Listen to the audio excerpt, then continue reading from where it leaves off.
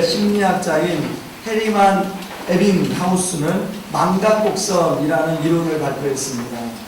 이 망각곡선이 뭐냐면 사람의 기억은 학습을 한 후 10분 후부터 망각이 시작된다는 것입니다. 1시간이 지나면 대부분의 학습 정보의 50%가량이 망각이 되고요. 하루가 지나면 70%가량이 망각이 되고 한 달 후에는 80%가량이 망각이 이루어진다는 것입니다. 그래서 에빙하우스는 이런 망각으로부터 우리의 기억을 오랫동안 지키기 위해서는 가장 효과적인 방법이 복습이라고 이야기하고 있습니다. 근데 복습을 그냥 하는 게 아니라 이 복습 주기가 참 중요한데요. 여기서부터 우리 학부모들은 열심히 적을지 모르겠어요. 우리 애한테 알려드리려고. 자, 최초 학습 후 10분 뒤에 복습을 하면 하루 동안 기억이 남는다고 합니다. 그리고 하루 뒤에 복습을 또 하면 이게 일주일이 간다고 합니다. 또 일주일 뒤에 재차 복습을 하면 한 달간 기억이 유지된다고 합니다. 이 상태에서 한 달 후 해당 내용을 다시 복습을 하게 되면 6개월이 기억이 보존이 된다는 것입니다. 여러분도 이 특세 말씀을 들으면 이제 10분 후에 다시 복습을 하시고 1시간 후에 복습을 하시고 복습을 하시기 바랍니다. 제가 왜 이런 서론에서 말씀을 드리냐면 오늘 본문에 나온 이스라엘 백성들이 하나님의 언약의 말씀을 망각하는 데서부터 문제가 시작된다는 것입니다. 우리가 읽은 6절부터 10절까지 내용에 보면 그 가나안 땅을 정복하는데 지도자가 되었던 여호수아를 소개하고 있습니다.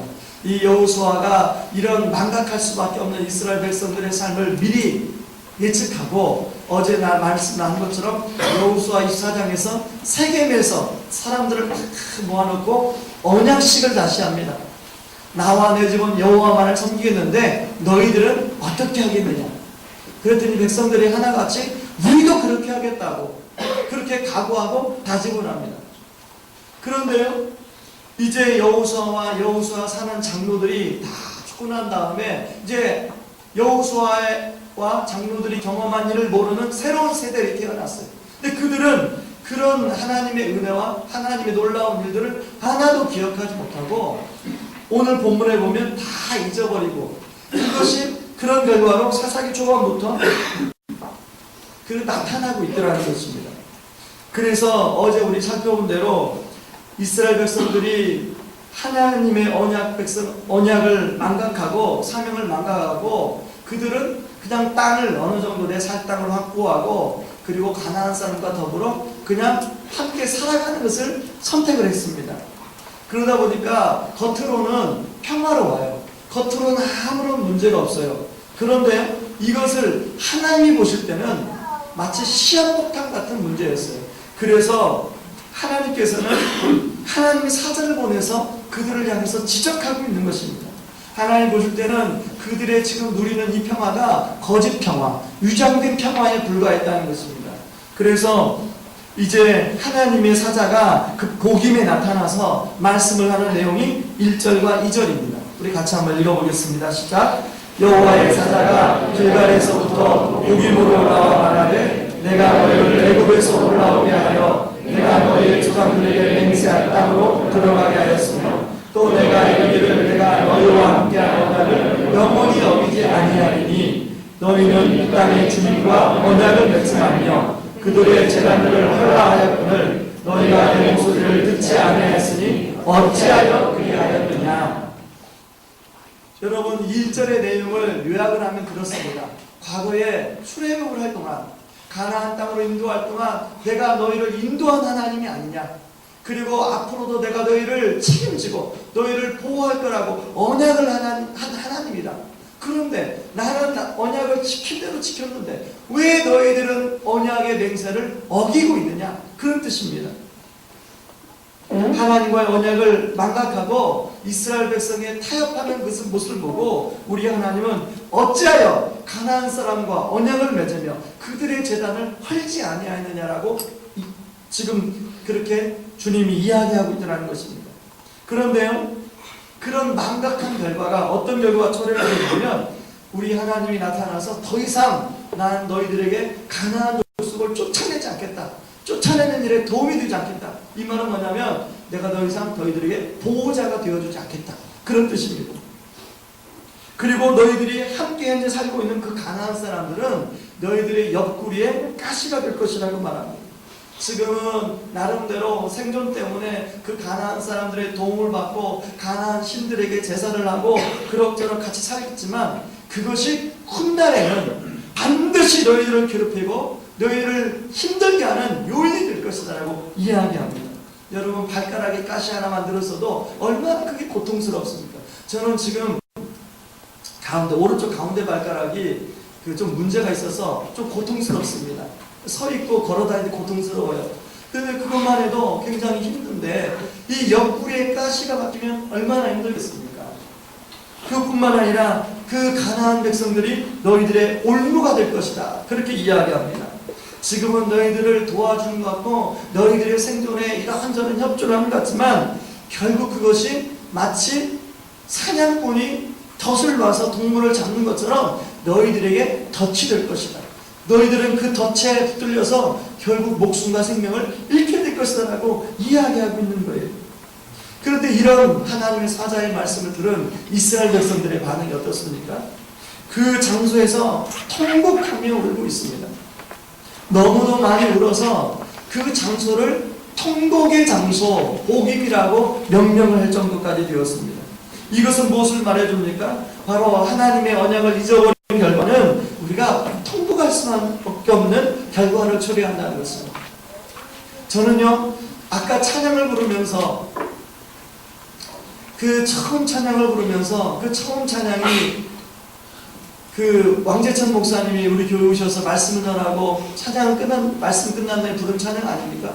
그 찬양을 부르는데 왕 목사님과 사모님이 생각나서 제 눈에 눈물이 글썽글썽했어요.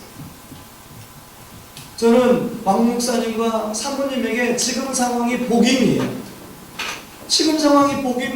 통곡의 눈물을 흘릴 수밖에 없어요. 그런데요, 저는 그 찬양을 부르면서 복임은 통곡의 눈물을 흘리는 장소이기도 하지만, 복임은 거기서 새로운 시작을 하나님께서 소망하는, 그렇기 때문에 하나님 사자를 보내셔서 이렇게 지적하는 것 아니겠습니까?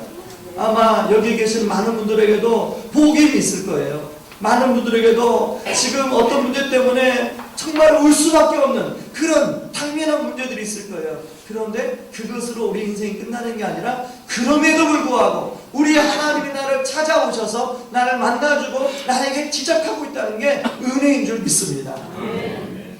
저는 그런 차원에서 우리가 복임을 할 때는 엔살롬을 경험할 수밖에 없어요. 복임의 상황에서는 엔살롬을 경험할 수밖에 없는데, 우리 하나님의 사자를 보내신 것은 너희들이 엔샬롬이 아니라 샬롬으로 나가기를 원한다, 그런 하나님의 메시지라는 것입니다. 그렇다면 오늘 이 말씀을 통하여 엔샬롬에서 샬롬으로 우리가 나가기 위해서 두 가지가 좀 필요한데요. 첫 번째는 복임을 넘어서는 참회가 필요하다는 것입니다. 복임이라는 장소는 70인역 성경에 보면요, 베델로 기록되어 나옵니다. 베델은 우리 어제 살펴본 사사기 1장에 21절, 26절까지 보면 요셉 지파가 그 햇사람과 타협의 아이콘 같은 곳이에요. 그 복임에서 나름대로 평화롭게 아무런 문제 없이 살고 있었어요. 하나님의 사자가 오기까지는 자기들의 삶에 아무런 문제가 없었어요. 너무나 잘 살고 있다고 생각했습니다. 그런데요, 하나님의 사자가 갑자기 와서 영적인 관점에서의 이스라엘 백성들이 살아가고 있는 것을 지적하고 있더라는 거죠. 그러니까 그 말을 듣고 이스라엘 백성들 안에 회개의 눈물이 터지고 있습니다. 이 복음에서의 눈물은 참회의 눈물이에요. 자신의 잘못을 진심으로 깨닫는 사람들의 눈물이에요. 그리고 그들이 여기서 속죄제를 지냅니다. 하나님, 제가 잘못했습니다. 그러면서 제사를 지내요. 그런데요, 이들의 참회는 눈물도 있어요. 제사도 있어요. 그런데요, 이 사사기 1장 2장 5절 이후로 그러면 변화가 있어야 되잖아요. 변화가 나타나지 않는 거예요. 참회를 했다면 진정한 변화가 나타나야 되는데, 연속해서 나오는 사사기 내용을 보면 오히려 변화는 그냥 더 이스라엘 백성들이 타락하고 있는 그런 내용이 나오고 있더라는 것입니다. 그들의 행동은 복임 전이나 복임 후나 아무런 변화가 없어요. 다시 말해서 구체적 변화가 없는 지성적 차원, 감성적 차원의 회개는 아무런 소용이 없다는 것입니다. 하나님이 사자를 보내서 이스라엘 백성들에게 죄를 지적하고 깨닫게 한 것은 지성적 차원의 회개, 그리고 감성적 차원의 회개, 거기서 머무르는 것이 아니라 의지적 차원의 회개로까지 나아가기를 주님이 원하셨다는 것입니다. 네. 여러분, 제가 좀 더 이게 쉽게 예를 들겠습니다. 여러분, 김연아 선수가 얼마 전에 부상을 당했는데요. 김연아 선수가 이제 코치를 통해서 자기의 잘못된 것을 지적받습니다. 이걸 좀 고쳤으면 좋겠다. 그게 그 잘못한 것을 깨닫는 게 지성적 차원의 회개예요. 그리고 이제 그 코치한테 그랬군요. 내가 잘못했군요. 내가 열심히 노력해 보겠습니다. 눈물을 글썽글썽 이면서 그렇게 코치한테 이야기하는 게 감성적 차원의 회개예요. 오늘 이스라엘 백성들의 복임은 지성적 차원과 감성적 차원의 회개만 머물렀다는 거예요. 그렇다고 해서 김연아 선수의 실력이 향상되는 건 절대 아닙니다. 마지막 의지적 차원의 회개가 있어야 김연아 선수의 그 실력이 향상이 되는 거예요. 자기의 잘못된 그 트리플 악셀이 또 화려한 동작으로 바뀌기 위해서는 수없이 반복하는 연습 훈련을 해야 된다는 거예요. 그런데요, 저를 비롯해서 우리 기독교인들 안에 이런 의지적 차원의 회개가 망각이 되었더라는 거예요. 나름대로 지성적 차원의 회개는 있어요. 감성적 차원의 회개는 있어요. 근데 의지적 차원의 회개가 사라졌어요. 변화되려고 하지 않아요. 주일 예배를 드리고 특세를 하면서 성령의 음성을 통해서 깨달아요. 나의 자신의 잘못을 깨달아요. 고백해요. 그런데 그러고 끝이에요. 가만히 저를 살펴보니까 그러고 나다가 뜨겁게 눈물을 흘리고 고백하고 잊어버려요. 그러니까 삶에 부딪히면 똑같은 현상이 반복될 수밖에 없죠. 저는 우리들의 삶에서 그것이 하나 성령께서 깨닫게 해주신 것이 다시금 깨달으려고 솟아 올라와서 그것이 구체적으로 반복되고 또 반복돼서 훈련되어져서 나의 삶의 변화로, 우리들의 삶의 변화로 일어나기를 바랍니다. 그러기 위해서요, 제가 고민하고 했던 게 뭐냐면 성령께서 깨닫게 해줄 때마다 그냥 기도하다가 수첩을 꺼내서 적었어요. 왜? 잊어버리니까. 여러분, 우리는 망각의 동물이에요. 10분 있으면 잊어버려요.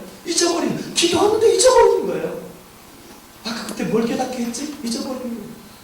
그것도 1시간 지나잖아요. 잊어버리는 거예요. 그러면 눈물을 흘렸지만 그 눈물이 효과가 나타나지 않는 거예요.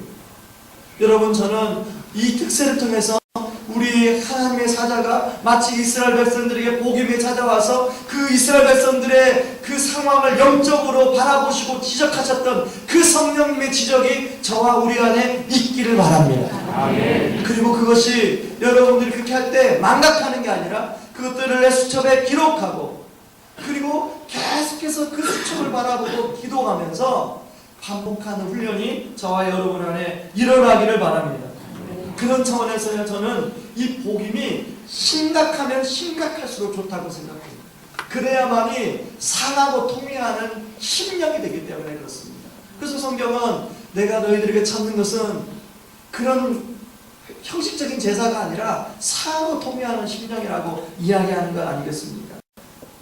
저는 이 특세 말씀을 통해서 우리 성도님들을 위로하고 권면하고 그렇게 하기를 원하지만 또 한편으로는 성령님의 날카로운 지적이 저와 우리들에게 들려지는 은혜가 있기를 바랍니다.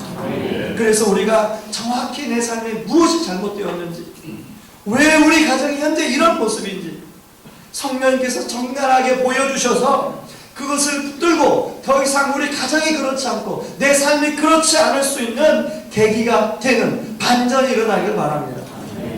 저희의 복임은요, 그런 차원에서 여러분들이 말씀을 드리면 2005년이에요.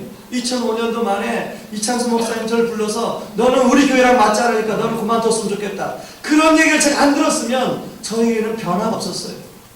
그런 얘기를 듣고 그 얘기를 아무한테도 얘기할 수 없어요. 집사람한테도 얘기할 수 없고 동역자한테도 얘기할 수 없고 그냥 저는 기도의 골방에 들어가서 때로는 혼자 운전하는 운전대가 기도의 골방이기도 하고, 혼자 기도의 어떤 자리에 가서 눈물을 흘리면서 기도, 하나님, 제가 왜 이런 이야기를 들어야 됩니까? 하나님, 제가 이런 이야기를 들어야 되는 이유를 알려주십시오. 여기서는 사역을 그만두지만 저는 평생 사역할 사람인데 다른 데 가서도 이런 일이 분명히 또 일어날 텐데, 하나님, 제가 고치기를 원합니다. 제가 잘못한 것을 깨닫게 하여 주옵소서. 얼마나 많이 울면서 부르짖는 거예요. 그런데 하나님께서 시간이 지나면서 하나하나 지적해 주시는 거예요. 네가 이게 잘못됐다. 네가 이게 잘못됐다. 네가 이것 때문에 그런 소리를 들었다. 네가 이것 때문에 이랬다. 이랬다. 하나하나 지적해 주시는 거예요. 그거 지적하는 것을 기록하고 적은 게 그때부터 제가 인격 성장 노트를, 기도 제목 노트를 쓰게 된 거예요. 여러분은 너무나 기억력이 좋아서 그걸 다 기억하실 거지만, 그러나 해빙 마우스에 의해서 우리는 망각의 동물이에요. 망각하게 되어 있어요. 여러분이 이 시간에 이 특세를 통하여 성령님께서 나에게, 하나님, 내가 반전이 일어나길 원하는데 내가 교정해야 할 게 무엇인지 알려주십시오. 내가 바꿔야 할 것이 무엇인지 알려주십시오. 그런 기도가 우리 심령 깊음에서 터져나오는 은혜가 있기를 바랍니다. 여러분, 이 복음은요, 앞에서 베델이라고 말씀을 드렸지만, 베델은요, 그 창세기 28장에 보면 이 야곱이 하나님을 만나는 장소이기도 합니다. 저는 이 특세가 정말로 우리의 잘못을 깨닫게 해주시고 지적해 해주는 성령님 앞에 우리가 그걸 가지고 실험하고 기도하고 나아가면 하나님은 그곳을 진정한 베델로 만들어줄 줄 믿습니다. 거기서부터 치유가 일어나고 회복이 일어나고 변화가 일어나고 가정에 변화가 일어날 줄 믿습니다. 그런데요, 우리가 꼭 기억해야 할 것은 복음으로만 그쳐서는 안 된다는 거예요. 바로 복음을 넘어 베델로 나아가는 저와 여러분들 되기를 주님의 이름으로 축원합니다. 그럴 때 진정한 샬롬이 이루어질 줄 믿습니다. 두 번째는요, 길갈의 신앙이 회복이 필요하다는 것입니다. 성경은요, 하나님의 사자가 하늘에서 내려왔다고 이야기하지 않고 길갈에서 복임으로 왔다고 이야기하고 있습니다. 그러면 여기 길갈에서 복임으로 왔을까? 여기에는 메시지가 담겨 있는데요, 이 길갈에 이스라엘 백성들에게 말하는 의미가 있습니다. 여호수아 5장에 보면 이제 여리고성을 점령하고 길갈이라는 지역으로 와서 그 가나안 땅 한복판이에요. 여전히 가나안 7 족속이 이제 여리고성을 점령했기 때문에 자기들이 그 이스라엘 백성들한테 점령당하지 않고 긴장을 하고 있는 때예요.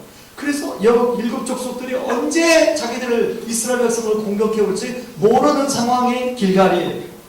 그런 길갈에서 여호수아 5장에서 하나님 뭐라고 하냐면, 너희들이 모든 남자가 할례를 행해라. 여러분, 남자가 그 전쟁의 지금 위기와 긴장 속에서 할례를 행한다는 것은 그건 자살하는 행위와 마찬가지예요. 저도 군대에 제대할 때 이제 배를 해줘서 그 포경 수술을 했거든요. 일주일 동안 침상에서 꼼짝을 못해요. 그게 얼마나 고통스러운지 아신가요? 그렇기 때문에 이스라엘 백성의 모든 남자가, 그것도 순번을 당번을 정해서 네 1조가 니네 오를 하고 2조가 내 일하고 3조가 내 일하고 아니라 한꺼번에, 그것은 무방비 상태입니다. 무방비 상태. 왜 그런가요? 하나님이 너희의 생명과 너희의 삶을 보호해 주시고 보장해 주신다는 믿음이 없으면 그렇게 할 수 없는 거예요. 그런 다음에 할례를 행하게 한 다음에 하나님께서 뭘 하라고 하면 유월절을 지키게 해요. 여러분, 지금 군사작전을 짜도 부족한 시간인데 뭐 유월절을 지키게 합니까? 유월절이 뭘 의미해요? 출애굽을 합니다. 너희들의 출애굽이 너희들이 의로웠고 너희가 착한 일을 해서 출애굽시킨 게 아니라 하나님이 너희들을 일방적으로 그렇게 구원하신 구원의 은혜를 기억하라는 거예요. 그 다음에 하나님이 여호와의 군대 장관을 보내서 칼을 빼들고 여호수아 앞에 섭니다. 그래서 이 거룩한 신이 거룩한 땅이니까 신을 벗으라고 얘기해요. 여러분, 이 길갈은 어떤 곳이냐면 어떤 걸 상기하냐면 너희들의 삶의 군대 장관이 아니라 하나님이 너희들의 삶의 군대 장관이라는 것을 기억하게 하는 것이라는 것이죠. 그렇기 때문에 지금 사사기에 들어와 있는 이 이스라엘 백성들에게 이 길갈에서 여호와의 사자가 복임으로 온 것은 다시 한번 내가 너희들의 군대 장관이다. 내가 너희들의 인생의 총사령관이다. 그런데 왜 나를 망각하고 너희들이 스스로 총사령관이 되려고 하느냐? 그런 뜻입니다. 여러분들의 길갈은 어디였습니까?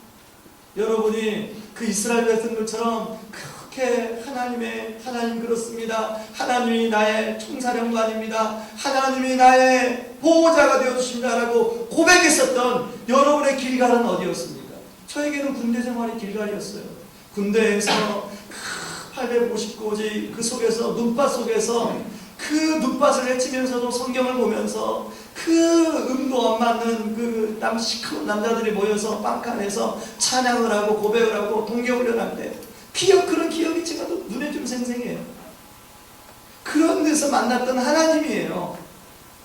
여러분에게는 길갈이 어떤 게 여러분의 길갈입니까? 여러분, 저는요, 복음이 우리가 하나님 제대로 반응하면 그것은 우리에게 길갈이 될 수 있는 줄 믿습니다. 그 길갈의 하나님, 나의 군대 장관 되신 그 하나님을 다시 기억해야 돼. 더 이상 그래서 우리의 가나안인 세상에서 타협하며 살아가는 것이 아니라 다시 한번 내 중심에 여호와의 군대 장관 되시는 하나님이 계시다는 걸 확신하고 모시고 그 하나님을 신뢰하며 우리의 걸음을 신뢰의 발걸음을 떼야 되는 것입니다.